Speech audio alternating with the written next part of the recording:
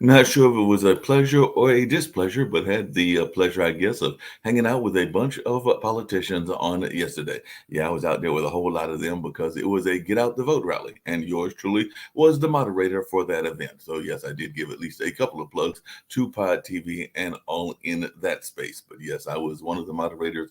A friend from North Carolina Central University that heads the gospel program was the other moderator. And of course, there was some music to go along with the candidates, and they were definitely out there in force. So everybody from Valerie Fouché to Mike Woodard to Larry Hall and Senator McKissick to a representative from the New York area, Hakeem Jeffries, who was down here as part of a Get Out the Vote rally.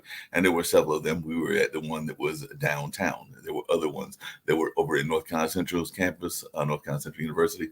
And I think they went to a couple of other stops as well. But like I said, it was a interesting time hearing their different views and the reason that folks should get out and support their candidacies and all along those lines. So definitely that was something that I did on it yesterday afternoon after having left the Hayti Heritage Center, which is one of the places that I work and all in that space. And you know, it's interesting when we have journalists that are historically went after one party and now they're going after another party, because many people will remember Bob Woodard because he is the one that went after, along with others, Richard Nixon during the whole Watergate hearings and all of that. And now he has come out and said that Trump is dangerous and a threat to democracy. So like I said, I guess he's going from attacking one political party to attacking another political party. And I don't know much about what Mr. Woodard has been doing in the journalistic realms lately, but he did make those comments and all along those lines. And by the way, if you're wondering what's going on in other parts of the world, I understand that there is a new prime minister in London. That's right. Boris Johnson pulled out and they gave the job to another gentleman. And I'll pull up his information and learn more about that. And of course, Chris Garrico may have some things to say about that, along with Dan Worthington. There's the two folks that I've got with me today. Others may be joining later and all in that space. You know, we've been talking about China quite a bit. And for his third term, let's hear if this is a surprise to us. Xi Jinping has surrounded himself with loyalists, folks that will definitely back what he's doing and all along that kind of space. Are we surprised that this is going on in a global world and all in that? And the Wall Street Journal is reporting that more than 2.3 migrants have been arrested at the southern border this fiscal year. So that is not going to do good in the way of people's thoughts around immigration and in that space.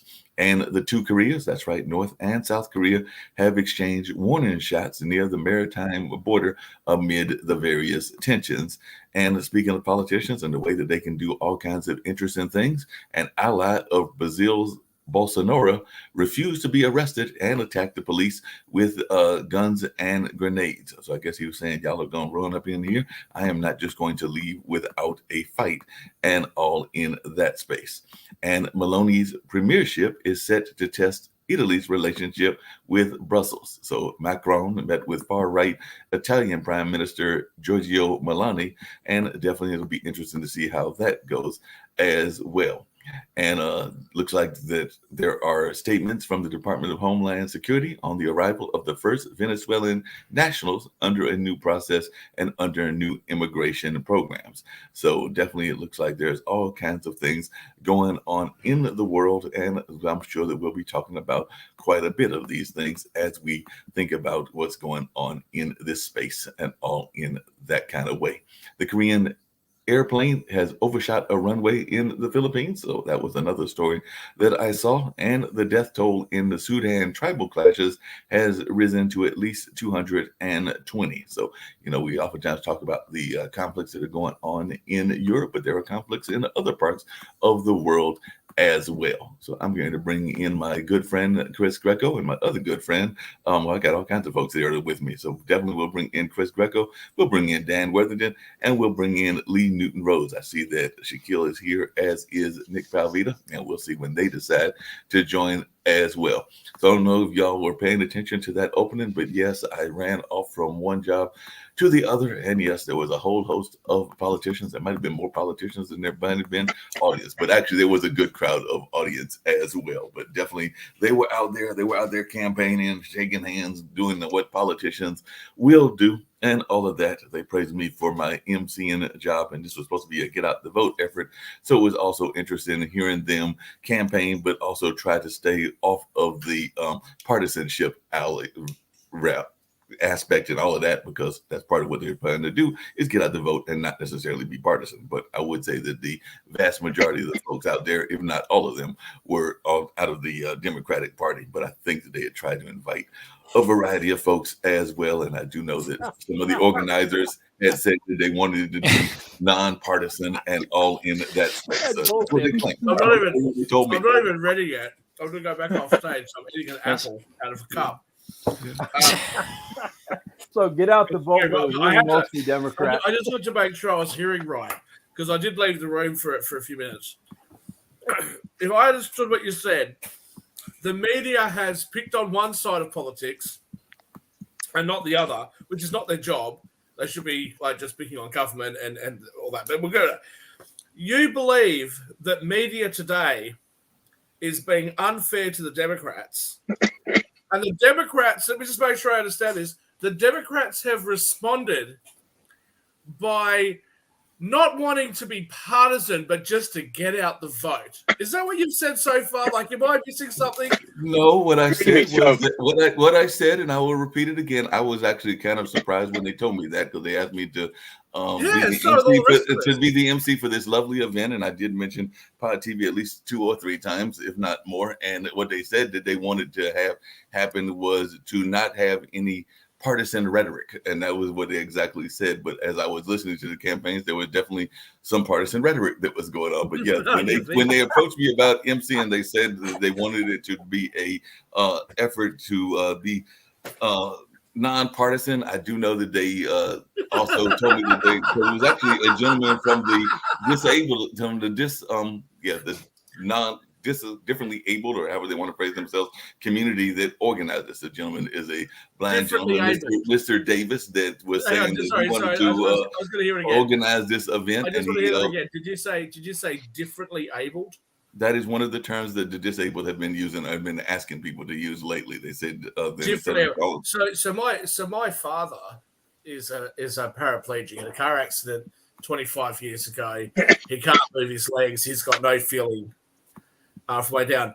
I've never said to him, "Hey, Dad, I can walk, but you're differently abled." And if I did, he's a bit more aggressive than me. I reckon he'd probably punch me if I said something like that. Do you really think that the people that have disabilities running around America, running around Australia, or not wheeling around, whatever they're doing, if they just changed instead of saying that I was disabled, if they just said that I was differently abled, I would feel so much better. I would feel so much more included. Or does that just sound like small? It's all about semantics. Mark, I get it's all about semantics, Chris. But what do you think? Like I said, I get what they were trying to do, because they wanted. The thing is, the intent. People, Chris, Mark, you came back from war. How many people went into the VA and said, "Look, I've been blown up by an IUD in Afghanistan." But I don't want you to not an IUD, IED. IUD is something else. That's another blow up thing. That's not. I know what you meant. Gotta get the terms right there, dude. It's like Ted Bundy. I don't want you. I don't want people. I don't want the VA to say, "Look, I'm entitled to disability pension." I want to be able to access differently able to. You can't make this stuff up. No, Shaquille, I think I know what you're saying, but let's hear from Chris. Yeah. Well, Mark, I get the intent, right? I get the intent. And the thing is, the interesting thing about it, and Mark, you have to admit this. The interesting thing about it is when people say that it is bipartisan, what that means is that you have a committee made up of Democrats, and you have two Republicans, one of which retired, they're gone, and the other one lost a primary. So basically, you now have basically not a bipartisan committee. Yeah. You have a bunch of Democrats and two Republicans that are basically sour grapes Republicans. So you have an issue with that. Now, like you said, you were the MC of that, right. Of that situation. As long as they didn't bring up, hey, if you vote Republican, you're going to end up getting this and this and this. If they just said, look, the voting is very important. It's part of it's not just a privilege. This is a right that you have. It's a right in the Constitution to go out there and vote.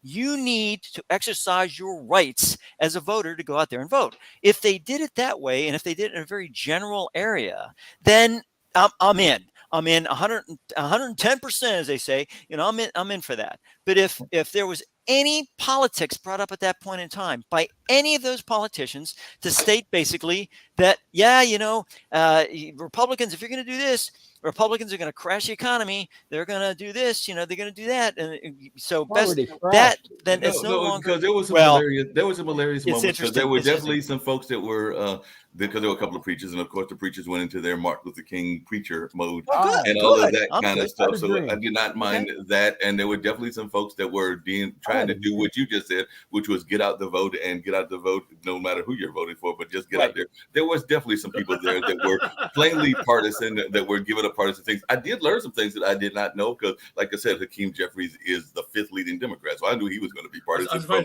Jump Street and all of that. But what I learned from him, which I did not know, Chris, what you might not know either. Hold on a second. What you might not know either is that apparently there are gas masks, and there have been gas masks forever underneath the seats. Because he was talking about how when he found that out when the whole January 6th thing happened, and he was like, I didn't even know we had those. But apparently they've had those there forever. But he didn't know that, and he had come into the Senate.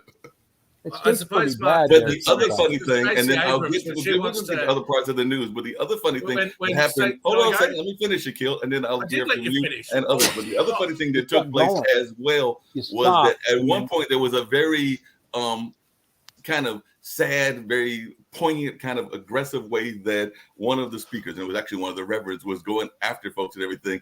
And a friend of mine who's on the local city council came and said, I can't let y'all end this way, because she was being very negative nanny and everything. So Deandra actually came on to close it out. I mean, I did the actual closeout, but closed out among the speakers with a more, what you were saying, Chris, a more positive, get out the vote kind of message, because even she recognized that it was becoming a little bit too much negative nanny and all of that kind of aspect. So she was like, no, we're not ending this kind of way, because this is just a little bit too radical. Hey, what can the Democrats say at this point? I mean, how can they possibly defend their record? I mean, it's gone absolutely ridiculous, Mark. I mean, it's a total disaster. I mean, the leadership has failed us. It's clear, and it's like they're trying to reframe everything in a way to blame the Republicans after all the BS and harm they've done our country. I can't believe this. Well, there were some things that they said. There were some things that they said. Mark, hang on. Let me go here for a second. So I suppose when you say that Democrats just want to get out and vote in a completely selfless, desire to make sure that more people participate in the political system. I suppose Stacey Abrams, she's not sitting down with Democratic strategists working out where she should advocate for people to come out and vote because they'll vote for her. She's going to all the white places. She's going to all the places where it's really wealthy in Georgia and saying, look, come out and vote. Come out and vote. Don't vote for me. I know you're not going to, but I really need you to come out and vote. Right? Shaquille, the event was held in downtown Durham. Hang on. Where there are $1 million condos. So they were not, it's exactly held in an area that was not minority driven. and Chris, all of that. Even though it was organized by a mostly minority community, it was held in downtown Durham. So there was a lot of the audience that was not necessarily there for that. There would be that kind of target market that you're talking about. Mark, you guys, you and Mark, you and Shaquille, you talk past each other, and it's so funny to watch. You can it's gaslight me. You can gaslight me all you like. I talked about Georgia. And you talking about Stacey Abrams. I don't know what Stacey Abrams. Let me just say something, Chris. Let me just say something to Chris. Chris, can you please never, ever, ever say those words again? 110%. We've got Lee here, a Democrat, goodness knows why. We've got Nick on, who's also a Democrat. And we got Mark. Well, we can take one guess as to his political affiliations. Please don't give them any ideas as to what the next tax rate should be. That's true. That's true. Now, like I said, there were some things that they said that I was surprised by, because one of the campaign issues, it comes down to something that I guess I shouldn't have been surprised, because it does go for the young people and everything. But they said that at least two of the candidates were backing the legalization of cannabis, and part of it was because of the economic reasons of cannabis. Like there was one of the candidates that came on and talked about how many millions of dollars could be brought to the North Carolina economy if we actually did like we did with tobacco. So we actually legalized it and let them have a profit. And they brought up some crazy astronomical figure that I don't even remember. A few days ago on last week. Do you disagree? Chris brought up some statistics. And do you disagree? Said, that cannabis should be a legal thing? Republican or Democrat, where they vote, independents, whatever, believe that there's a current threat to democracy. And he went across, partisan lines and different things. But the one thing that we didn't actually talk about, I don't know, Chris, if you've got those statistics handy. I just happen to have them on my share screen there. Oh, wonderful. We should have done that in advance. Have a look at the age groups. Have a look at the under 28s or 29s, whatever they are, 18 to 29, at how many of them believe that there's a threat to democracy. Which is a good thing, by the way, because you're a republic, but a threat to democracy. Your country is going to be imperiled if the other side wins. Look at the percentages. To Lee's point, no, I am actually, even though I can honestly say this, and some people laugh, including Shaquille, yes, I can say the Bill Clinton line that I never entailed in that way. I'd be lying if I told you I didn't have at least a brownie or two in my life and all of that, but I never had any other form of the product and everything else. But I do think that as an economical thing, it should be legalized. So I'm actually behind the legalization of that. What product are we talking about? Chris introduced me to a drug called CAT last week. Алло? Yes, KHAT. Жень, приветствую тебя. Fascinated. So this is a Santa poll that was done, and the New York Times published it. It's October 2022, so it's a relatively current one. And it says, among those, now remember, it says, among those who say democracy is under threat, which one or two words do you think summarize the current threat to democracy? The government, 14%, Republicans, 4%, Democrats are more than Republicans at 6%. Donald Trump, he 8%, he's there. But Joe Biden's, he's a second at 5%, socialism at 3%, nationalism, white supremacy. Here we go, white nationalism, 5%. The same as Joe Biden, interesting enough. So, I mean, and the number of respondents, 584, which my brother and I talk about in data show all the time. You're taking 584 people and you're making them speak for basically 100 million people. Well, what's DK? Hang on, two couple of things there. Don't know. One, what's DKRF? And two, you've got how many people sit in the House of Reps? 550, and they speak for all 336 million Americans. Or what's the difference? That's you make a good point. They're not randomly selected though, but Chris, can we start off the fact that we don't have a democracy in the United States? We have a representative republic. That's right. We changed it to is our representative republic under threat? Because every time people yell democracy, we don't even have a democracy here in this country. Exactly. That's why I'm just wondering when we're going to change the name of America. America was named after Amerigo Vespucci, right?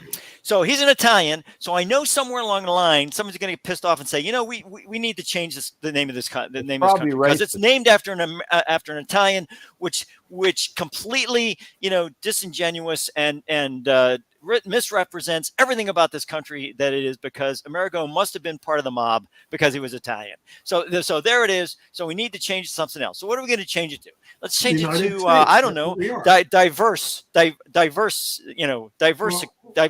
You might actually be onto something, because if you have a look at the way that politics is run in your country, I think it's pretty much the same as if the mob was in charge. Maybe you'd be better off if they were.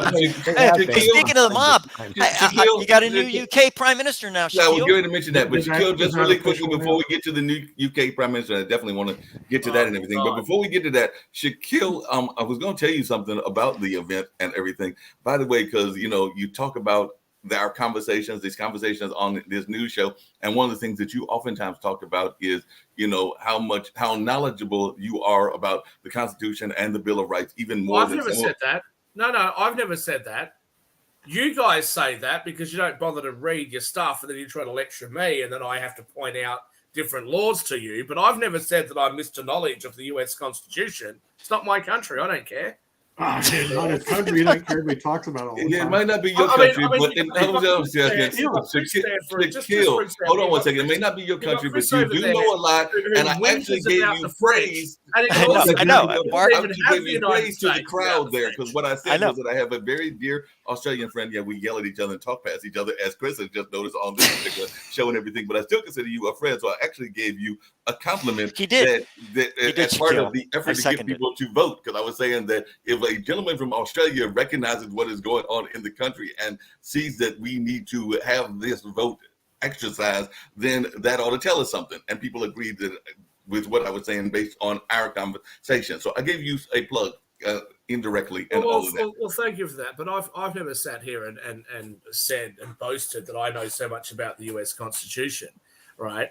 And what I will say, if it's true, which it's clearly not, but if it's true that these people of color, just by nature of the fact that they're not white, just can't figure out how to use the internet. They can't figure out how to get ID. They've just got no idea how to do it. And they are so aloof that they can't be bothered to go and do it. Let me just say that the right to vote was something that was really hard fought by the black community in the United States. And if you've got any sense of pride, before you go ask Uncle Whitey and blame him, go get your ID and go and vote.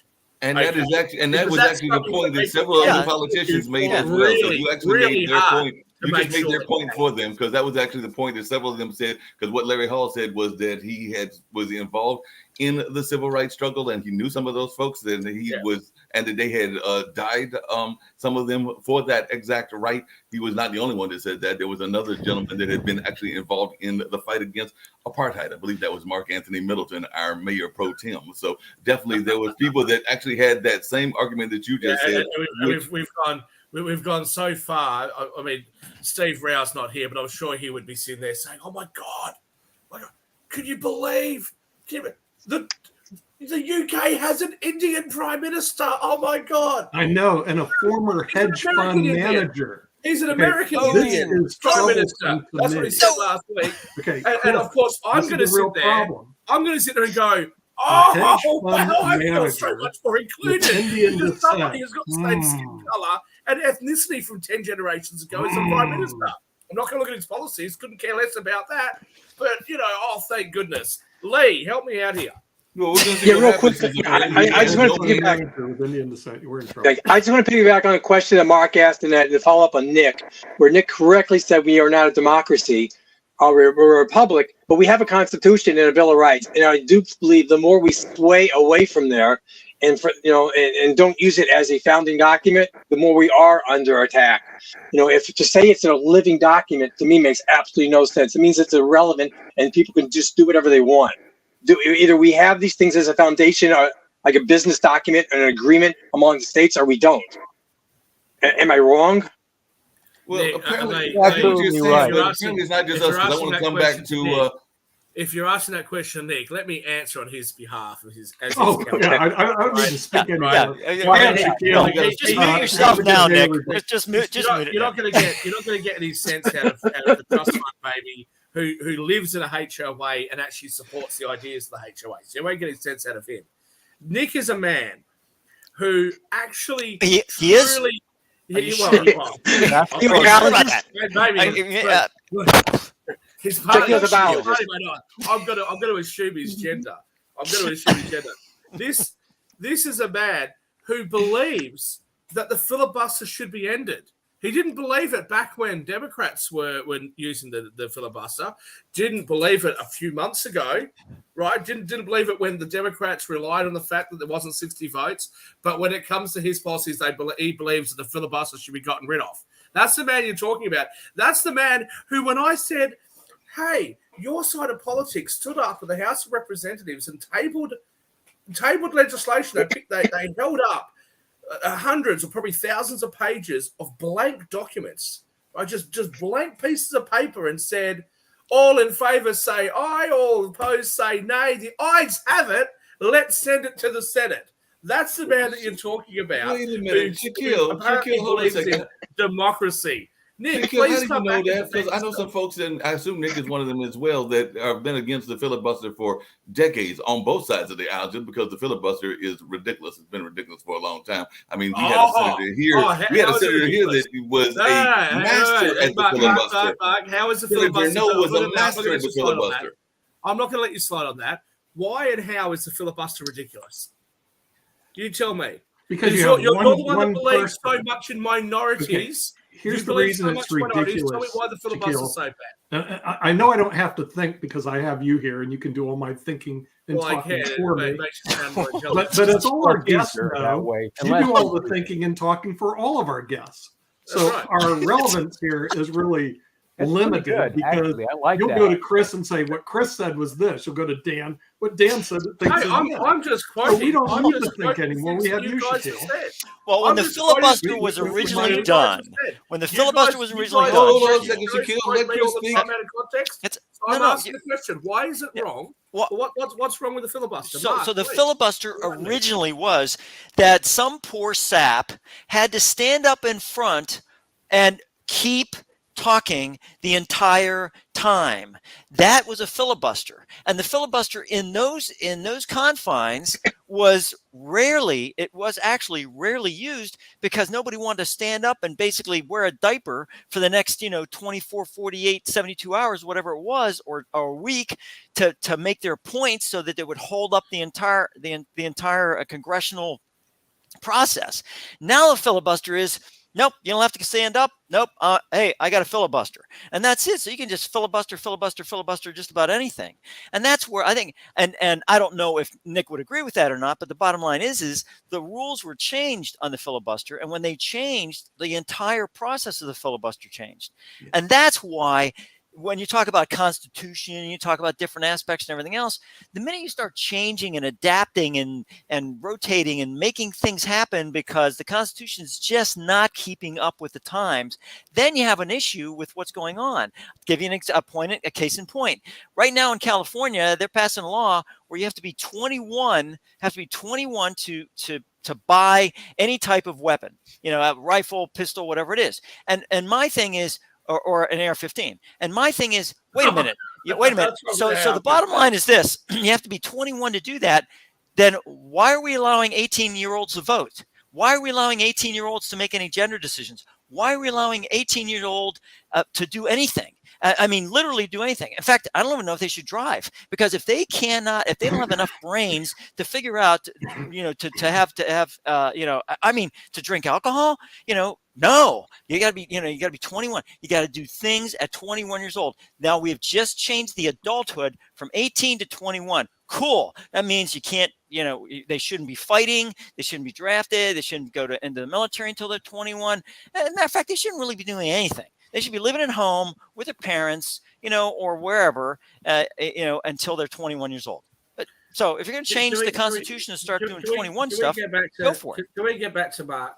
Mark, so Chris talks about, look, the filibuster changed. It used to be 2/3, now it's 3/5, etc. So it used to be 3/5, that's 1/3. Mark, what is your problem with the filibuster? My problem with the filibuster is Chris just gave me my problem.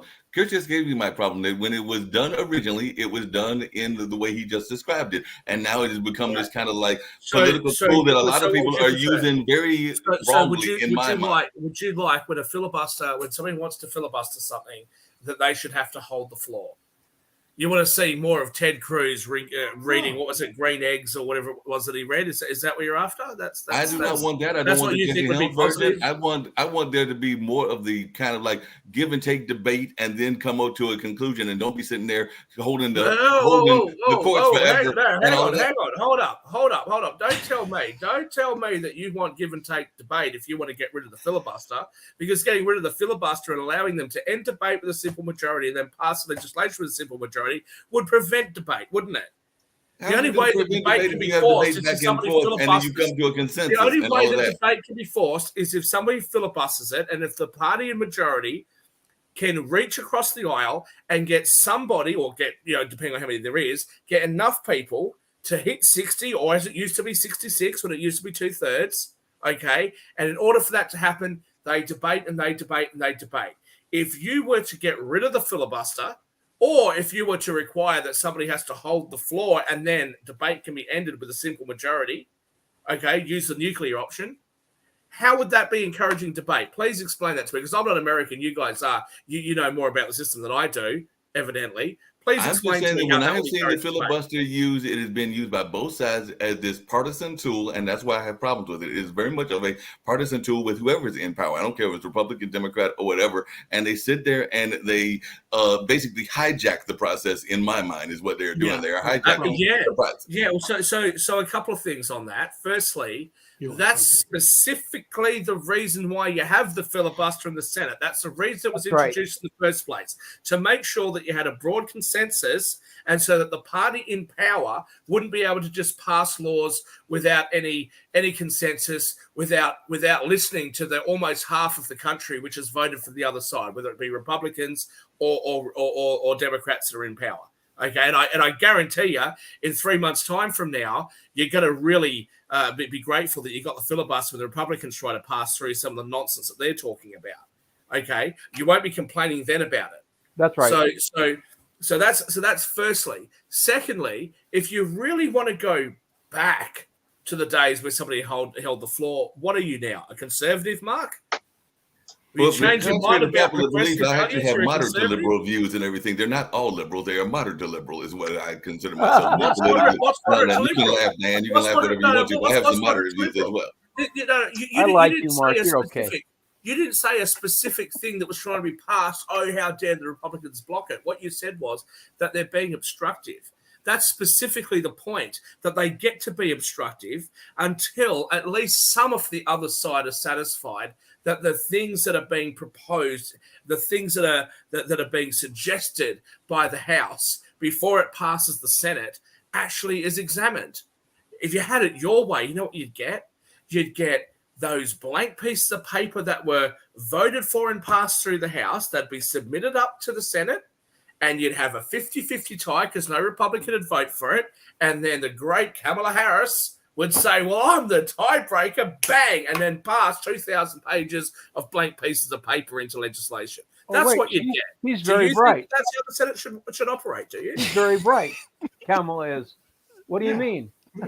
It's called a representative republic, Nikhil. You should try it. In Australia. I don't mean to disrail this whole situation. But we have a comment person who's been commenting on our show, and I wanted to if you show my share screen, you can see she's trying to contact somebody from the IRS.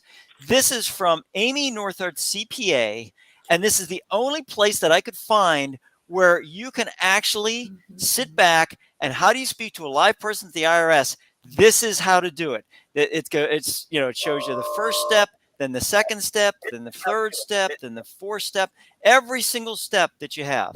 So I'm going to put this up on the screen, and she can go ahead and copy this down, whatever else. I'm going to go ahead and take the. What's the telephone number? 1-800-829-1040. I'll be right back. Yeah, I know, and that's actually hilarious. So I'm going to take this and put this in the. I'm going to put the website in the private chat. So if you want to, Nick, or whoever has the banner control, you can take that and put that on the banner, and then when they show it, they can do that. But this works. This is the first time I've ever been able to get a hold of a live person at IRS using the exact thing, the exact sequence that she has. That's amazing. All of a sudden, somebody will answer the phone. It's like craziness. So I just thought I'd point that out there and make sure you have it. I want to try this. Go back up. What's the phone number? 1-800. It's 829. Hold on. It's 829-1040 after the form 1040. Yeah, that's all right. So, so look, I'm calling. I'm calling. Yeah. He's gonna get numbers. It'll be a couple hours. Yeah, I was gonna say. Yeah. So this is the act. Yes. Please check the number and try again. I don't think the tax office paid their phone bill. It even actually says on there that I called the IRS. And they said, call back later. Yeah. No, so it said the number the number you're trying to call could not be connected. You're in Australia. And try again. Woo. Yeah, they're probably getting that. That's yeah. They don't want to talk to you, man. They don't want to talk to anybody, really. Oh. Oh, by the way, and also remember to always go to irs.gov, not irs.com. Don't go to irs.com. It is a commercial site, so don't do that. irs.gov, G-O-V. So if you're going to do that correctly. Yeah. So anyways, I just thought I'd throw that out there. Now let's talk about something that Shaquille will really enjoy. The 101st Airborne is now deployed to Europe. You can also visit us at www. Yeah, see? There you go. Yeah. Got hold of the IRS. Bring those numbers up for us, Chris. Well, I can't. It's a share screen, so whoever controls it. But I'm continuing in English. I continue. Payment, also known as stimulus payment. It's but the bottom line, this whole thing is that if I'm hoping that this young lady who's on the comments, at least that will help her to get a live person.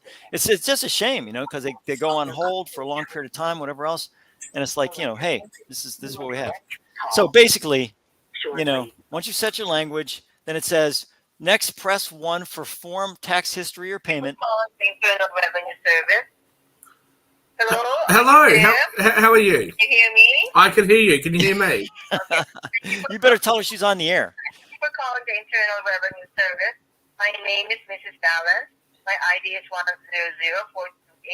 100-428-8413. Uh-oh. How may I transfer your call? Uh-oh. Well, I just wanted to find out. I'm calling from Australia, and on my last you better tell her she's on the air. There was some money that was taken out of it because of U.S. taxes, but I'm not American, and I was wondering, can I have those tax dollars back? Jeez. You better tell her this is a prank. You filed a personal tax in the U.S., right? Personal tax. Shaquille. Well, it's a bit of an impersonal tax, really. I think I'm not even American. Tell her. Come on. I didn't file. You guys just withheld my money. I don't understand. That's because you're a foreign national. Oh. There's an automatic. Well, I received a dividend. What does that call that? Totality? You guys said that I was an alien, and Totalism? I didn't get any money. I had money withheld. I think it's Section 977 of the code. Yeah. Oh, you know that, Dan? You probably I guess so. Let's transfer your individual account. Thank you for calling. Perfect. Thank you very much. You can generally expect the IRS to issue your refund in less than 21 days. Bullshit. Bullshit. There's no way the hell I'm getting my money back in 21 days. Oh, boy. I knew this was going to open up a whole new dimension of this show. A whole new dimension of this show.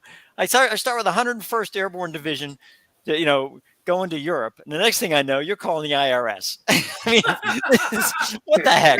These poor saps are over there in Europe, Because I think, honestly, for somebody who is so patriotic like you claim to be, right? You wear your American flag tie. I do. I love. Yep. Proud of your anthem, proud of your flag, as you should be. right? I cry and at the Star Spangled Banner. then you Don't you, say Dan? such Every horrific, horrible things about the French. Do you really think that the United States would have beaten Britain? No, I'll rephrase that. Great Britain without the assistance of the French. You see how much the French have done for you? They even gave you a statue to represent your liberty that the Democrats went and put. Lee's friends in New York went and put a sign on telling you what you can't do, no smoking. Right on the Statue of Liberty. I know, I've been there. Yeah. But, the French have looked after you. What's the problem here? That's I don't know. I'm just an ingrate, Shaquille. I'm just an ingrate. I the French have done. You're right. They've done so much for us. I'll tell you, Shaquille. Now you've got me. Now you've got me going. Let me tell you, El Dorado Canyon. El Dorado Canyon, right, Dan? El Dorado Canyon, 1980. What was that? 1986, 1985. So we're gonna go in and we're gonna bomb Libya because we're getting sick and tired of their funding terrorist activities, right? So Reagan contacts Britain. We're going to fly out of Great Britain. Cool, man. They're our allies. So we say, look, we're going to overfly France. France says, oh no. You can't overfly France. You can't. No. We don't allow you to overfly France. They said, but that's the shortest distance. If you allow us to overfly it, we can get to North Africa. Yeah, exactly. We should have. So basically, they said no. So we had to go all the way around to the Med and then go through the Med, through Spain, Gibraltar and the whole 9 yards, just like a freaking ship. So we had to have, on the F-111s had to be refueled and everything and getting ready. So the greatest cartoon ever was it showed the route, the invasion route for World War II. And it had this little line between Britain and Normandy for France. The invasion of North Africa had this big long line going all the way around and going up and down. And that shows exactly what the French are. The French are all about the French. They don't give a crap about any other European country. They're in Italy right now. Macron's in Italy right now talking to the Italians saying, hey, let's talk about fuel. Because I'll tell you what they're going to do. They're going to get the fuel from North Africa, Algeria, and then they're going to sell it. They're going to resell it to Italy and to whomever else they can sell it to. Hell, they'll probably sell it to Ukraine if they can get money for it. The French are not our friends. They've never been our friends. And people sit back and they go, yeah, but they're French. They helped us beat the British. And well, no, they didn't. They hated the British. We're like frenemies. That's exactly right. They hated the British. I know, exactly. That's why they helped you beat them. And what do you guys think? You beat them by your bloody selves? No, heck no. I've never believed that. So and then we have a situation, with Ukraine right now where all of a sudden, what's wrong with that route? That looks all right. That's right. That's good. That's a good route. So let's talk about Ukraine for a second. This is the route. 101st Airborne Division going over to Poland or wherever. This is the route the EU takes once a month. Every country ships all of their things by truck, petrol, gas power truck, and they ship it all the way over to a particular place, a particular country called France. But we care about climate change, right? Yeah, of course. What's the difference? Nothing's changed. They're the same. They're French. Well, they've just proven that the wildfires in California have basically disrupted climate change for the CO2 emissions and all the other emissions by 20 years. So basically, we've gone back 20 years because of the wildfires in California. So what are we doing? Let's get rid of the gas because it's about the dumbest thing I've ever. But so anyways, Ukraine. So we're going to put troops. Biden. This guy is a lame brain. You put troops in there now. You should have put troops in there when they were massing the Russians at the border. That's when you should have put troops in Europe. That's when you should have put troops in Ukraine. Immediately, you should have put U.S. troops in Ukraine. If there would have been one U.S. soldier died as a result of the Russian invasion, then you could sit there and say, guess what? Now it's on. But now he's putzing around. But Sasha, hold on a second. We'll let Dan have a go before he goes. His wife wouldn't let him. You saw that video. Sasha, I have a quick question. I have a quick question for Sasha because I hear this, and Chris, you may know the answer as well. But there's this whole conversation about one side saying that the other side is using dirty bombs. What the heck is a dirty bomb? I wasn't in the military, so I need to understand what this is and whether there's any legitimacy to this and everything, because they're saying that, Russia is claiming that Zelensky is using a dirty bomb and Zelensky is hitting back that there is no such thing. So what exactly is a dirty bomb?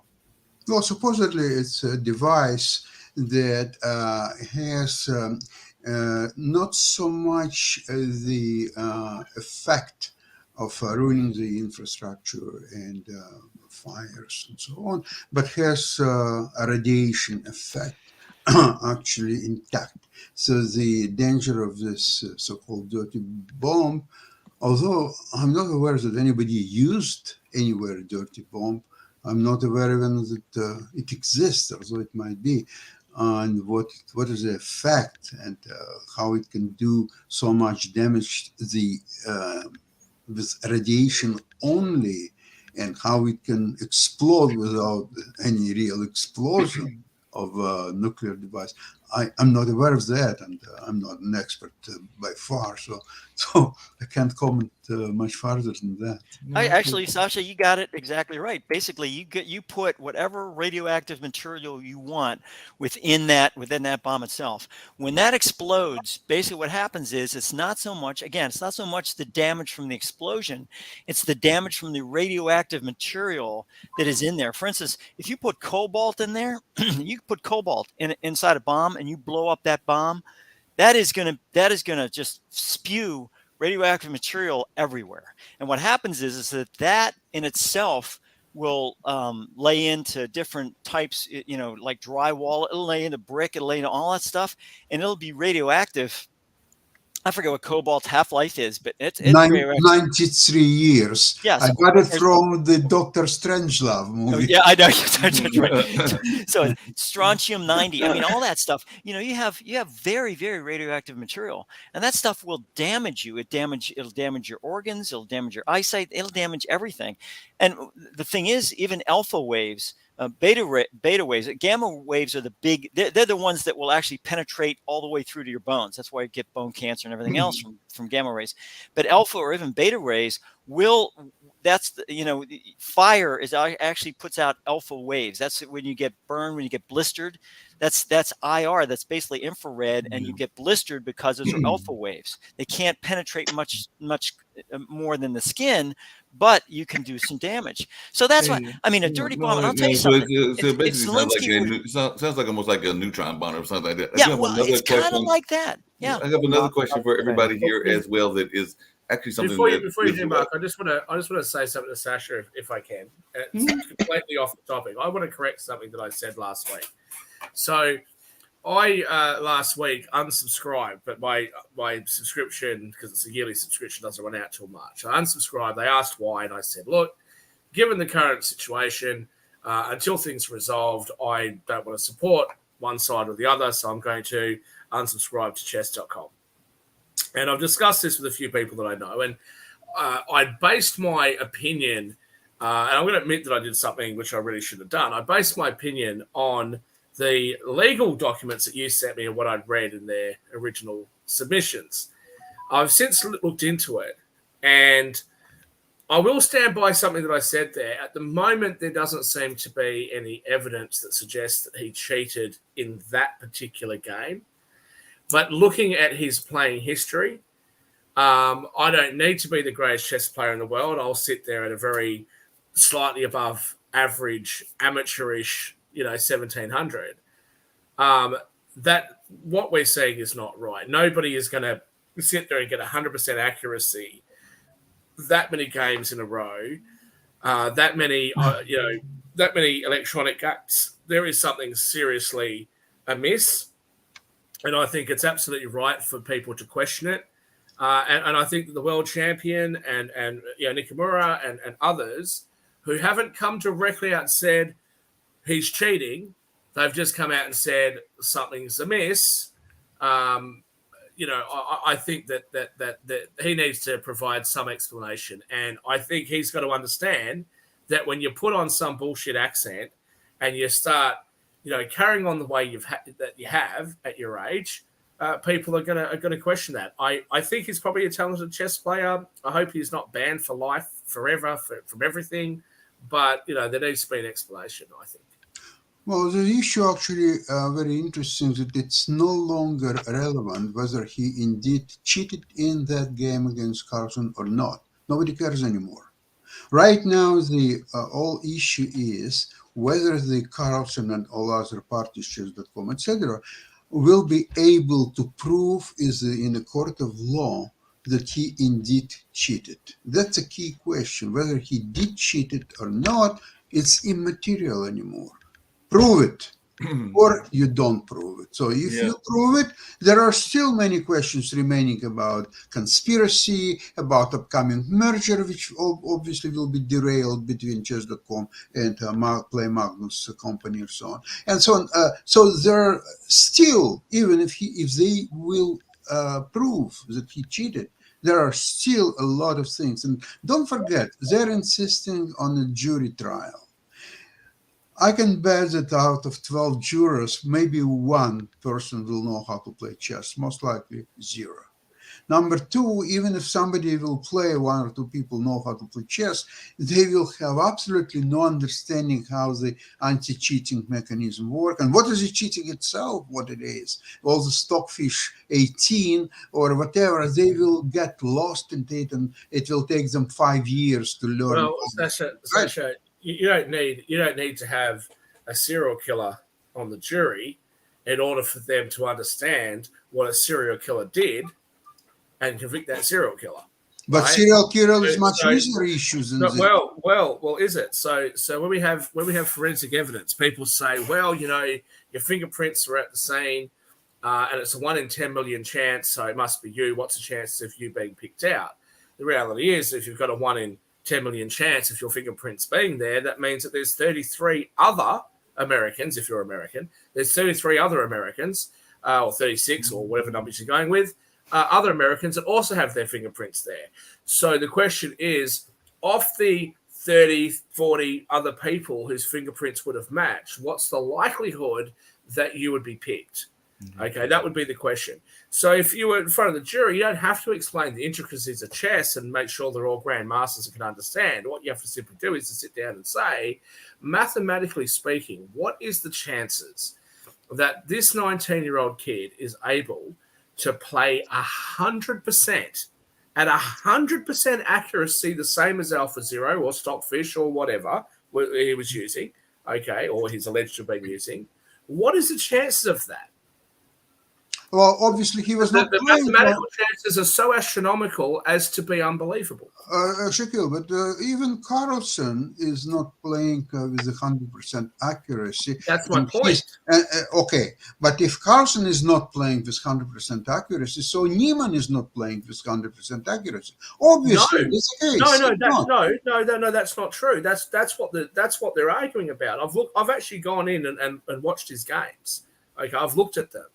What we're talking about is the world champions and some of the best people in history having 2 or 3 games in their career, in their entire career, that were above 60, 70, 80%, a couple of them jagged 100% in short games. We're talking about this kid having 45 and 50 move games, 10, 15, 20 games in a row at 100% accuracy by AlphaZero or Stockfish. But it's not true. So he did not show 100% accuracy, not at all. And we'll talk after the show. You should look. Yeah. I'll contact you off air.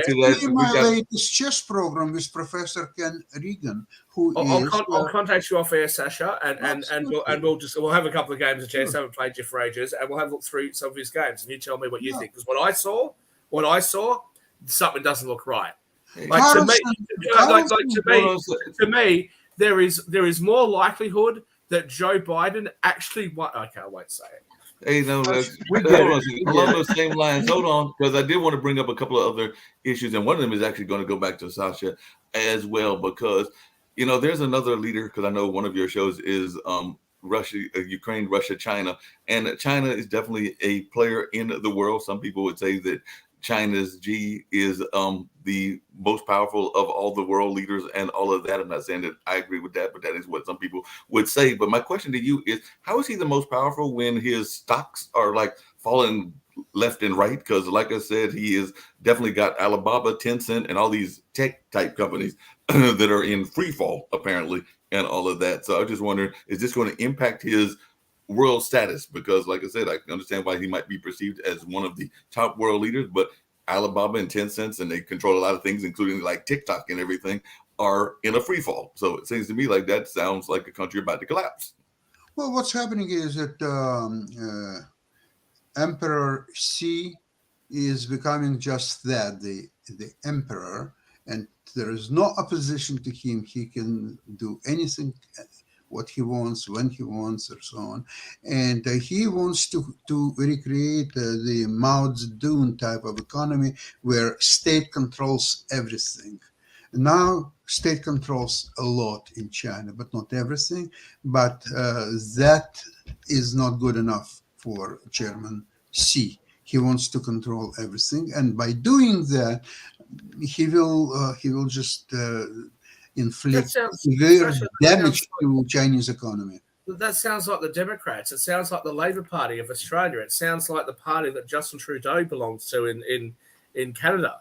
No, Justin. You know what? Well, I've got a little bit more. I've got a little bit more respect for Chairman Xi. I'm not going to defend Justin Trudeau, but at least Justin Trudeau is not trying to control all Canadian economy. That's not true. This is the man. This is the man that invoked the Emergency Powers Act. He has no tools to do that, and it's not. It's like as a prime minister, he has very little power. Well, forget about it. I mean, okay. If it appeals to your understanding of the world, enjoy yourself. Okay. What can I say? Sasha, let me ask you this. Let me ask you this. All right. Let's say that you're right. He's not really doing that, right? He's not really doing what I've proposed. I would suggest to you the only reason why, thank goodness, you've got a Conservative Party and some, although it's a shambles, some semblance of a political system in Canada. Do you really believe that if Justin Trudeau could, that he wouldn't? This is a man that talked about how wonderful it was, how much he admires the Chinese dictatorship because of how great it's been for their economy. This is a man that goes to the White House and puts his legs together and pretends that he doesn't actually have male genitals because he believes that that's somehow going to impress the, Ontario and Vancouver feminists. You want to try and tell me that this is a man who doesn't have any genitals? Justin Trudeau, seriously, Sasha? Shaquille, you're trying to aggrandize a very average man. He's a school teacher by his education and profession. He's an idiot. He's an idiot. Sasha, absolutely. Sasha, Shaquille, where were the truckers protesting? What country? He's an average man. He's a school teacher. He was in Canada. He's an idiot. Yeah, exactly. Thank you, Mark.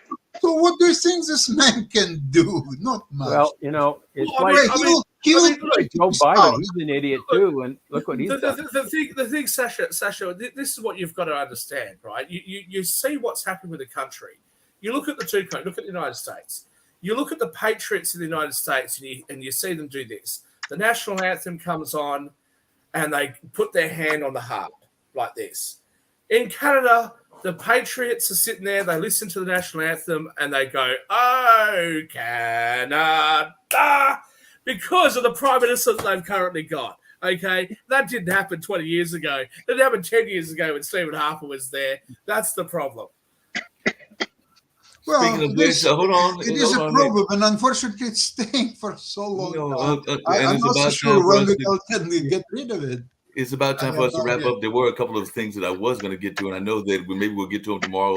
And I know Nick will love one of those because apparently test scores have just plummeted left and right, and that came out earlier today as well. Because then they're saying that part of that was the COVID setbacks for kids across the U.S. more important question, Mark. The more important question is, did they plummet? Like, if they plummeted 50% with white kids, do they plummet more or less than with black kids? Because if they plummeted more, it's obviously a racist conspiracy. Well, no, we're not going to go there today, right now. But this is one of those things where they actually said it was across different, across the boundaries, whatever that is, race, gender, and everything. And part of that was because of the testing. Part of that was because of not having access to certain things. And yes, some of that may be around at least class issues, because you might not have access to a personal computer. So definitely, but they did say that they plummeted in both math and English and a number of other things. And I think that if your child has not had access to a classroom, you should thank your lucky stars, kiss the sky, and praise God, because their grades probably went up.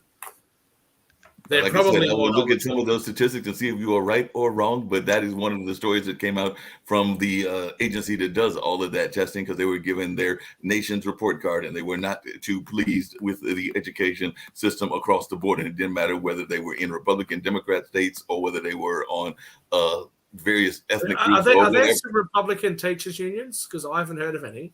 There aren't any, no. No, they're not. Oh, okay. They don't exist. I wonder don't exist, Akil. They don't exist, or are there? I'm sure that there are teachers unions across the board that have some significant Republican forces in them. Now, whether that is truly all Democrats or all Republicans, I'm sure there is the Republican. Just like there are unions for everything, I'm sure there are unions that have a stronger Republican base. Can I just give you a warning, because Dan, who is a former dean of a law school, would be upset with me if I didn't. May I warn you not to incriminate yourself. You carrying on like this and talking about school grades dropping during COVID, that could have the Department of Justice, the non-partisan Department of Justice, that may come after you and investigate you for saying things like this. And then one of the founders of IBM TV is whinging about not being able to get hold of the IRS. So, I mean, I'm just saying, don't incriminate yourself, guys. Yeah, well, speaking of incriminating ourselves, and we are going to get out of here, the other story that I was going to get to that I did not get to is apparently there is a young 33-year-old woman who was reporting in the Fortune magazine that van life is just glorified homelessness, because she tried that nomadic lifestyle and she ended up broke. So I'm going like, of course you did, because you probably didn't do some of the other things that you needed to do, like maintain a job and all of that. So it seems to me like that would be an issue in the first place. But that's just my quick thoughts as I was hearing that particular story and all along those lines. But right now we're going to get out of here. I know we've got the economic show that is about to start, if it hasn't already, and then we've got the media show at noon. So we've got those and some other shows coming your way later on this morning and afternoon. So hopefully folks will stick around and enjoy themselves. But right now we're going to get on out of here.